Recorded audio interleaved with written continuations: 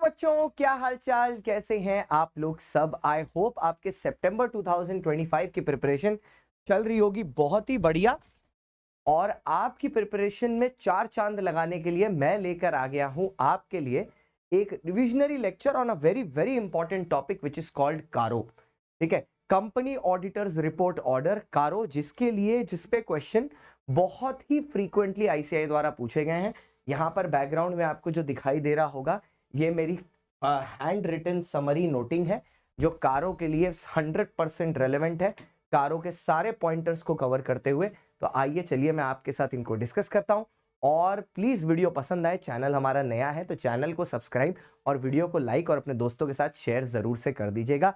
अब मंडे से हमारी ऑडिट की सीरीज शुरू होने वाली है जिसका नाम है 10 का दम, जिसमें अब ऑडिट के 11 चैप्टर्स के हर चैप्टर के 10-10 क्वेश्चन अब हमारे साथ किए जाएंगे एलडीआर सीरीज में। जैसे लॉ का किया है, अब ऑडिट की बारी, पर उससे पहले बारी है कारो की। तो चलिए सर शुरू करते हैं। सर, कारो को बुलाया जाता है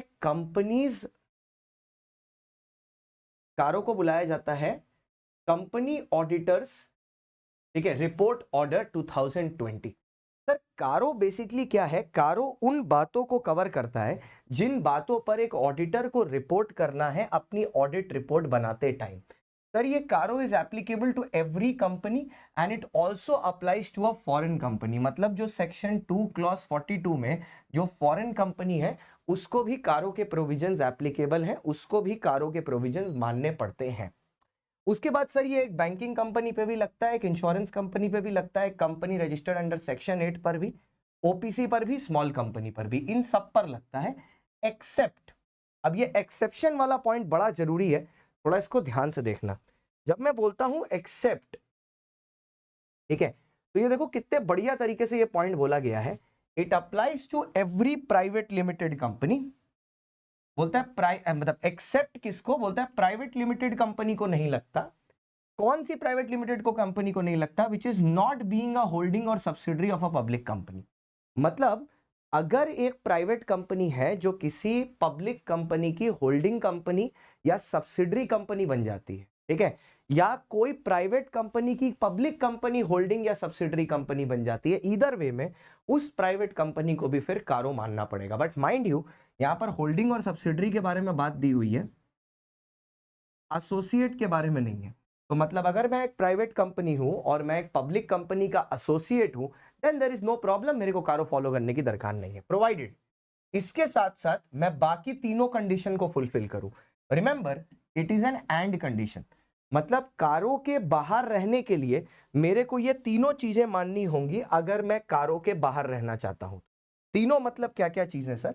मेरा पेड अप शेयर कैपिटल और रिजर्व 1 करोड़ रुपए से कम होना चाहिए, 1 करोड़ या उससे कम, लेस देन इक्वल टू। मेरी जो टोटल बोरोइंग है वो 1 करोड़ या 1 करोड़ से कम होनी चाहिए। मेरा जो टोटल रेवेन्यू है वो 10 करोड़ या 10 करोड़ से कम होना चाहिए। मतलब 1:10। ये तीनों चीजें लेस देन इक्वल टू रही तो मैं कारो में नहीं घुसूंगा। अगर ये तीनों चीजों में से एक भी चीज इसके ऊपर चली गई तो मैं कारो का ब्रीच कर दूंगा, तब मेरे को कारो मानना पड़ जाएगा। समझ में आई बात?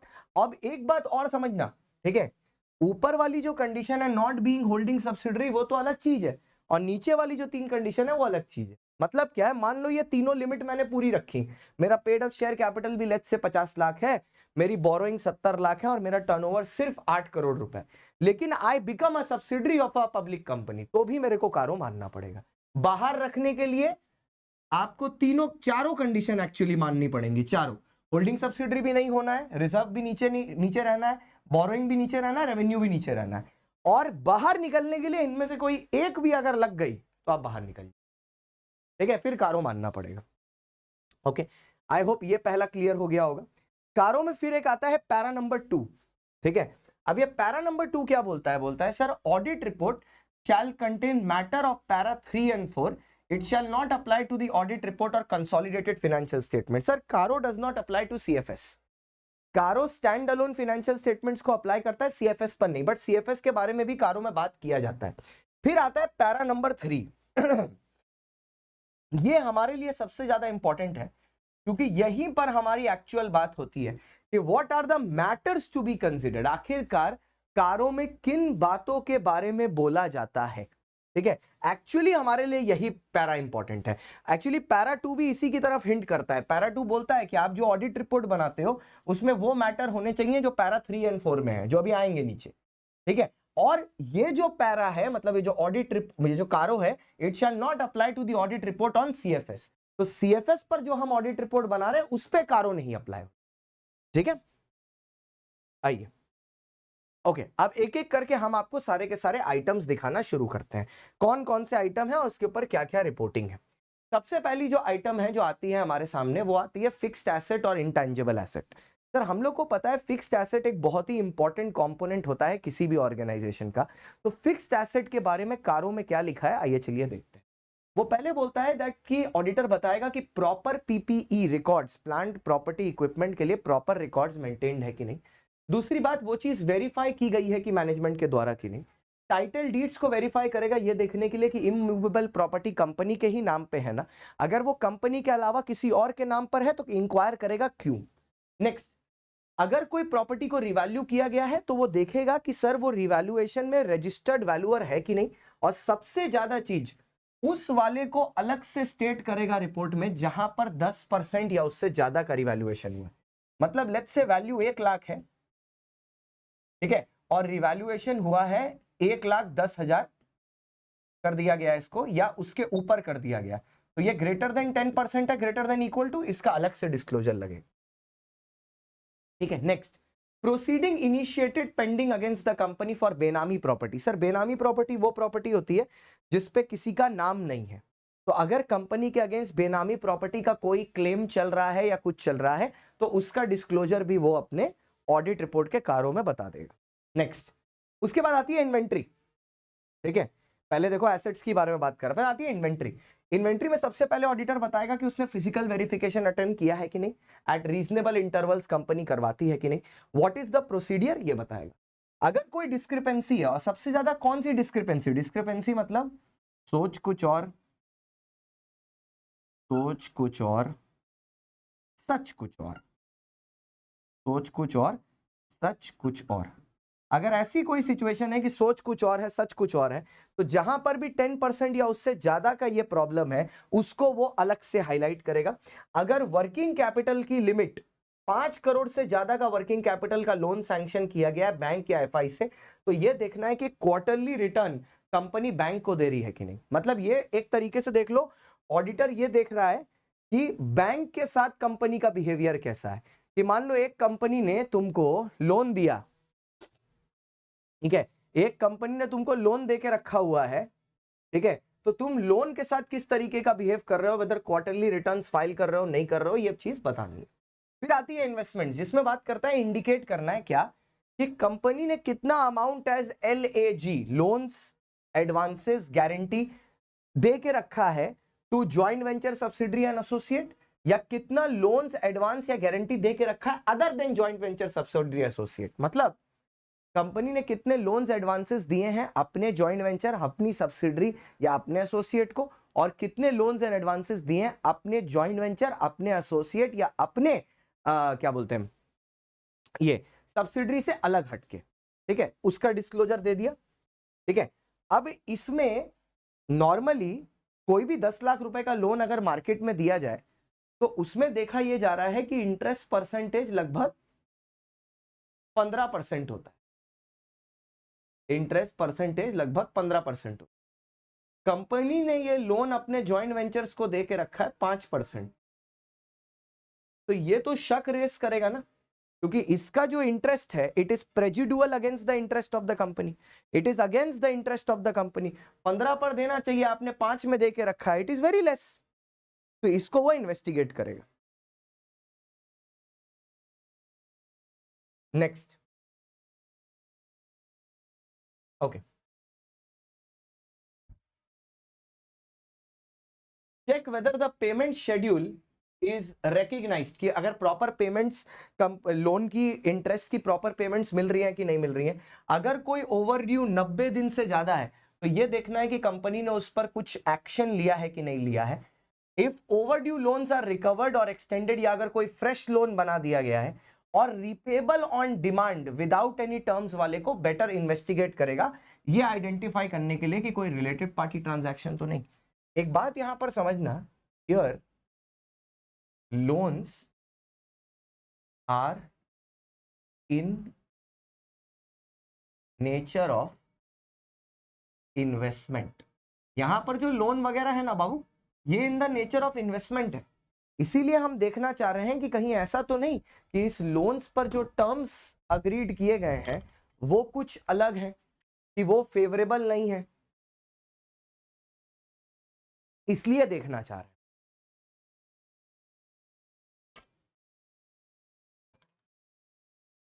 आगे आते हैं। अच्छा, अब आया sir loans, investment guarantee and security. एक दो सेक्शन आते हैं, एक आते हैं सेक्शन 185, एक आता है सेक्शन 186। सेक्शन 185 बात करता है लोन्स या आपने कोई एडवांसेस दे के रखे हैं डायरेक्टर, पार्टनर या रिलेटिव को, और 186 बात करता है कोई लोन्स, एडवांसेस या सिक्योरिटी आपने दे के रखी है अदर देन डायरेक्टर, पार्टनर या रिलेटिव को, तो उसका सेपरेट डिस्क्लोजर आपको देना है। Deposits and redeem deposits, directives of deposits of RBI. अगर आपने डिपॉजिट्स या पब्लिक डिपॉजिट लेके रखे हैं एज पर चैप्टर नंबर, सब लोग 5 लिख दो कमेंट में, chapter number 5 of the companies act, तो हमको देखना है कि डिपॉजिट रूल्स जो सेक्शन 73 से लेके 76, जिसमें रूल नंबर 3, 5, 6, 7, 8, 9, 10 ये सब आते हैं, वो रूल्स आपने फॉलो किए हैं या नहीं किए हैं, ठीक है। और उसमें याद है एक सेक्शन नंबर 76 भी था, जिसमें आपके पास जब ड्यू डेट पर पैसे नहीं होते थे तो आप ट्राइब्यूनल के पास हाथ फैलाते थे कि ओए माई बाप प्लीज दे दो पैसा, तो वो जो प्लीज थोड़ा सा टाइम दे दो। तो अगर आप ये जो टाइम मांगने जा रहे हो तो वहां पर ट्राइब्यूनल की बात मानी है आपने, नहीं मानी है, उसका भी डिस्क्लोजर यहां पर देता है। वहां याद है अगर आप ट्राइब्यूनल से टाइम मांगने जाते थे और वो टाइम दे देता था और आप टाइम रहते भी पेमेंट नहीं करते थे तो वो और ज्यादा स्ट्रिक्ट रूल लगा देता था आपके ऊपर, ये याद रखिएगा। कारो भी तो लॉ से ही related, at the end of the day law ही की तो रिपोर्टिंग कर रहा है, ऑडिटर भी। अच्छा, अब आई बात कॉस्ट रिकॉर्ड्स की एंड स्टैट्यूटरी ड्यूज की। सर आपको पता है कुछ कंपनियां ऐसी होती हैं जिनको सेक्शन 148 के तहत कॉस्ट ऑडिट कराना होता है अपना, तो वेदर प्रॉपर कॉस्ट ऑडिट किया है कि नहीं। सर कॉस्ट ऑडिट कौन करेगा? CMA करेगा, cost and management accountant cost audit करेगा, और वही एक कॉस्ट ऑडिट कर भी सकता है इंडिया में, उसके अलावा कोई नहीं कर सकता, तो वो अकेला ही करेगा, ठीक है। और हम लोग चिल्ला चिल्ली भी नहीं करने जा रहे हैं कि हमें भी दो, हमें भी दो, हमें भी दो, वो सब नहीं करना, उसको करने दो। अच्छा है, नेक्स्ट फिर आया sir statutory dues. Statutory dues का मतलब क्या होता है? जैसे कि है इनकम टैक्स, तो अगर आप इनकम टैक्स या कोई प्रोविडेंट फंड या इंप्लॉय के ड्यूज पेमेंट कर रहे हो और अगर वो मोर देन 6 मंथ से ज्यादा ड्यू है, अगर वो मोर देन 6 मंथ से ज्यादा ड्यू है तो उन स्टैट्यूटरी ड्यूज को अलग से डिस्क्लोज किया जाएगा रिपोर्ट में। Next, if any items are not recorded as transactions they are included in tax assessment whether included or not, correct। next, फिर बात आई अगर मतलब आपके ऊपर अगर कोई पेंडिंग असेसमेंट चल रही है टैक्स की या स्क्रूटनी चल रही है तो वो चीज अलग से बताई जाएगी। और देखो स्टैट्यूटरी ड्यूज के बारे में तभी रिपोर्ट करना है ऑडिटर को जब 6 महीना से ज्यादा ड्यू हो और आप पेमेंट ना कर रहे, हर केस में नहीं। Loans and borrowings, sir loans and borrowings में देखो आप अब ये है जो आपने लिया है, ये लाइबिलिटी है, जो ऊपर वाला चल रहा था वो एसेट था, ये लाइबिलिटी है, ये आपने लिया है, ठीक है।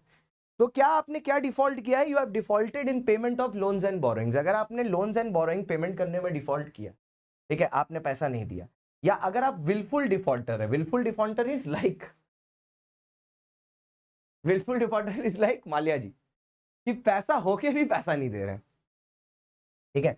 तो शॉर्ट टर्म या तो शॉर्ट टर्म लोन्स को आपने लॉन्ग टर्म पर्पसेस के लिए यूज कर लिया, या आपने लोन्स रेस किए on pledge of securities of joint venture या सब्सिडरी कंपनी, उसकी डिटेल और उसके डिफॉल्टर। मतलब अगर किंगफिशर एयरलाइंस का मैं ऑडिट कर रहा होता, किंगफिशर का, तो जो उन्होंने लोन रेस किया था on the goodwill of shares of Kingfisher, उसके बेसिस पर मैं ये रिपोर्टिंग कर सकता था, ठीक है, मैं ये रिपोर्टिंग कर सकता था। अच्छा नेक्स्ट, अब बात करते हैं आईपीओ और एफपीओ के बारे में, ठीक है।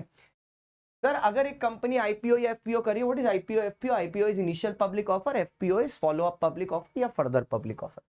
सो वेदर इन लोगों ने सारे के सारे चैप्टर 3 के जो रूल्स रेगुलेशन और नॉर्म्स हैं उनको फॉलो किया है कि नहीं।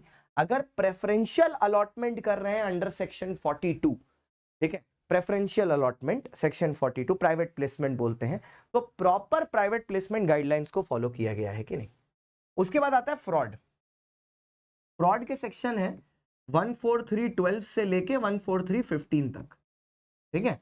अगर आप एक फ्रॉड कर रहे हो तो वो फ्रॉड को रिपोर्ट करना है अंडर सेक्शन 143 से 14312 से लेके 15, जहां पर ऑडिटर को अगर 1 करोड़ के ऊपर का कोई फ्रॉड मिल जाता है तो वो डायरेक्टली जाके एमसीए को बता देता है। आपको याद है उस फ्रॉड के बारे में यहां पर बात कर रहे हैं कि वेदर ऑडिटर ने वो फ्रॉड रिपोर्ट किया है कि नहीं सीजी को अंडर एडीटी 4 फॉर्म। और अगर कोई विसल ब्लोअर है जो फ्रॉड के बारे में कोई कंप्लेन किया है, कोई माइनर फ्रॉड्स या कुछ है, तो उसका भी डिस्क्लोजर आप यहां पर दे देना कि ऐसा ऐसा मेरे को मिला है। फिर बात करते हैं निधि जी के बारे में, ठीक है। निधि कंपनी का बहुत ज्यादा रेफरेंसेस दिए हुए हैं। अगर आप चाहते हो कि निधि के लिए एक मैं छोटा वीडियो बना दूं तो वो भी बोल देना, मैं निधि के लिए एक अलग से वीडियो बना दूंगा। ऐसे निधि का बहुत मेंशन है। अगर आप फेमा में देखो तो वहां से पर्सन रेसिडेंट आउटसाइड इंडिया भी निधि में पैसा नहीं लगा सकता।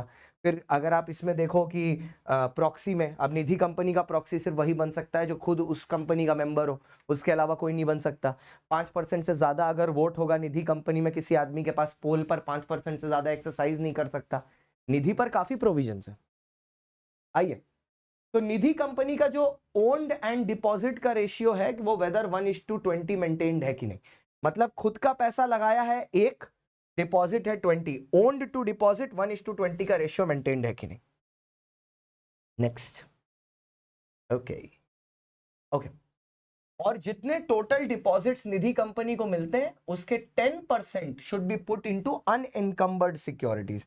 अनइनकम्बर्ड मतलब which can be withdrawn at any point of time, withdrawn at any, जिनको आप जब चाहो तब विड्रॉ कर सकते, ठीक है। अगर कोई डिफॉल्ट हुआ है इंटरेस्ट पेमेंट में तो वो भी डिस्क्लोज कर। Next, related party transaction. Sir related party transactions को एज पर सेक्शन 117 118 प्रॉपर्ली डिस्क्लोज करना है। इंटरनल फाइनेंशियल कंट्रोल जो कंपनी लगाती है, अगर आपको याद हो इसके बारे में बोर्ड रिपोर्ट के 134.5 responsibility statement, director responsibility statement में भी एक्सप्लेनेशन दी जाती है। सेम बात ऑडिटर भी बताएगा कि वेदर कंपनी ने इंटरनल फाइनेंशियल ऑडिट, मतलब इंटरनल ऑडिट फंक्शन को यूज किया है कि नहीं, ठीक है। सेक्शन 148, सॉरी ये इंटरनल फाइनेंशियल कंट्रोल लिख दिया मैंने, वेरी वेरी सॉरी गाइस। ये 134.5 नहीं है, ये 148 है कि वेदर कंपनी में इंटरनल ऑडिट फंक्शन है कि नहीं, जिसमें लिस्टेड कंपनी के लिए कंपलसरी है, ठीक है। अनलिस्टेड कंपनी के, अनलिस्टेड पब्लिक कंपनी के लिए 25, 50, 100, 200 और प्राइवेट कंपनी के लिए 100 और 200। 25 है पब्लिक डिपॉजिट, 50 है पेड अप शेयर कैपिटल, 100 है बोरोइंग और 200 है टर्नओवर, जिसमें याद रखना कि बोरोइंग ग्रेटर देन 100 है एट एनी टाइम, बाकी सब ग्रेटर देन इक्वल टू है। नेक्स्ट, ओके ये हुआ। उसके बाद आया नॉन कैश ट्रांजैक्शन। सर अगर आपने कोई नॉन कैश ट्रांजैक्शन कर रखे हैं तो आपको ये बताना है कि उनकी ट्रीटमेंट किस तरीके से हुई। ऑडिटर बताएगा how whether they have been properly accounted for और नॉट। एनबीएफसी और सीआईसी कोर इन्वेस्टमेंट कंपनी, अगर इफ रिक्वायर्ड वेदर बाय, अच्छा हाँ, जो एनबीएफसी होती है ना वो आरबीआई के साथ अलग से रजिस्टर्ड होती है under section 45IA of the RBI act. तो जो एनबीएफसी है, ठीक है, उसको बताना है, अगर मैं एनबीएफसी का ऑडिट कर रहा हूं तो मेरे को यह बताना है उसमें कि क्या मैं कोर इन्वेस्टमेंट कंपनी वाली गाइडलाइंस फुलफिल की है कि नहीं एनबीएफसी ने, जो आरबीआई ने उसके अगेंस्ट दी थी। मतलब बेसिकली आरबीआई डायरेक्टरीज का फॉलो किया गया है कि नहीं। Next, cash losses. Are there any cash losses in the financial year. Cash loss वो होता है जिसमें आपको पेमेंट करना पड़ता है, मतलब ऐसा नुकसान हो गया जिसमें आपको आउट पेमेंट करना पड़ा है। जैसे आग लग गई, आपको रिपेयर करना पड़ा, ठीक है, आग बुझाने के लिए फायर फाइटिंग एक्सपेंसेस करने पड़े, वैसा। Next, auditor. A statutory auditor has resigned. ये अगर आपको याद हो, अगर एक स्टैट्यूटरी ऑडिटर रिजाइन करता है तो उसकी जगह कंपनी दूसरा लेके आती है 30 दिन के अंदर अंदर। और अगर सिंस वो रेजिग्नेशन की वजह से हुआ है तो 3 महीने के अंदर कंपनी को दूसरी मीटिंग होल्ड करनी पड़ती है, एक्स्ट्राऑर्डिनरी जनरल मीटिंग, जिसमें कंपनी को कंफर्मेशन दिलवानी पड़ती है मेंबर्स से, रैटिफाई करना पड़ता है, उनको एक्सप्लेन करना पड़ता है कि पुराना वाला ऑडिटर क्यों छोड़ के गया था। उसके बाद ही ये एप्लीकेबल होता है। Next, going concern, whether material uncertainty है या नहीं कंपनी के गोइंग कंसर्न में, अगर है तो बता देगा, नहीं है तो भी ठीक है। नेक्स्ट, सीएसआर, सीएसआर के बारे में तो बोर्ड रिपोर्ट में भी है। यहां पर सीएसआर में क्या चीज के बारे में बात किया गया ना, स्पेसिफिकली जो अनस्पेंट सीएसआर अमाउंट होता है, अगर आपको याद हो, ठीक है, उसको साल खत्म होने के बाद 30 दिन के अंदर ट्रांसफर करना पड़ता है ना, तो बोल रहा है transfer of unspent amount to fund within 6 months to a special account, तो इसको 6 मंथ्स के एंड में आपको दूसरे अकाउंट में ट्रांसफर करना है। कंसोलिडेटेड फाइनेंशियल स्टेटमेंट,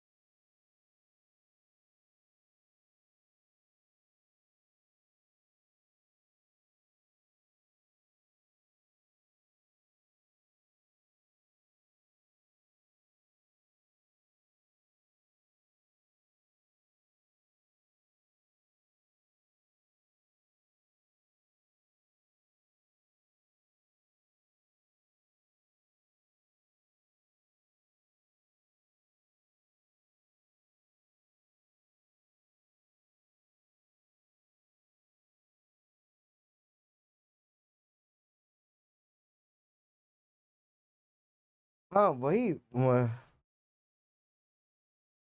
हाँ, अब यहां पर ना बेटा कभी कभार आपको एक कंफ्यूजन हो जाएगी, मुझे भी हुई थी, इसीलिए मैं पहले बोला खोल के चेक कर लूं कहीं गलत ना बोल जाऊं। ये देखो, ये जो स्पेशल अकाउंट के बारे में बात कर रहा है ना, ये किस केस में बात कर रहा है कि जैसे अगर आपका मान लीजिए कोई सीएसआर का अमाउंट अनस्पेंट रह गया, तो इसको ना आपको शेड्यूल 7 का जो फंड होता है उसमें ट्रांसफर करना पड़ता है with in 6 months from the financial year and. अब इसमें आपको कभी कभार कंफ्यूजन क्या हो सकता है, सर अगर ऑनगोइंग प्रोजेक्ट है तो, अगर ऑनगोइंग प्रोजेक्ट है तो उसको आप स्पेशल अकाउंट में ट्रांसफर कर सकते हो इन 30 डेज, ठीक है, from the financial year and, और उसको आप 3 साल तक यूज कर सकते हो। ये वाला कब है कि अगर मेरे को कोई ऑनगोइंग प्रोजेक्ट नहीं है और 2% वाला अमाउंट मैं यूज नहीं कर पाया, तो मैं साल खत्म होने से 6 मंथ्स के अंदर अंदर उसको सीएसआर अकाउंट में डाल दूंगा, सीएसआर फंड में जो शेड्यूल 7 में बना है। मतलब ऑनगोइंग प्रोजेक्ट में अगर 3 साल तक मैं वो अनयूज्ड मनी यूज नहीं कर पाया, तो उसके एंड से 6 मंथ्स के अंदर अंदर मैं उसको उस अकाउंट में डाल दूंगा। ये 2 स्पेशल अकाउंट लिखा है, बगल में लिख देता हूँ, ऑन गोइंग प्रोजेक्ट, इसलिए मैंने खोल के ना तुरंत चेक कर लिया, ये 30 डेज, ठीक है, ये वाला 30 डेज है, वो वाला 6 मंथ्स है, वो वाला ये वाला है ऑनगोइंग प्रोजेक्ट के केस में, ये अदर्स के। चलो last, consolidated financial statement. Sir qualified or adverse remarks by the auditor on CARO's report on companies including CFS, last में वो बता देगा कि ऑडिटर का क्या रिमार्क है, ठीक है, और on the audit report including CFS statement.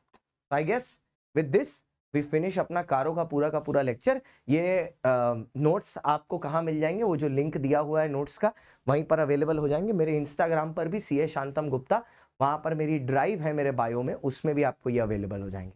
Thank you so much for watching guys, all the best for your exam, और क्या चाहिए कमेंट में बता देना। Thank you so much.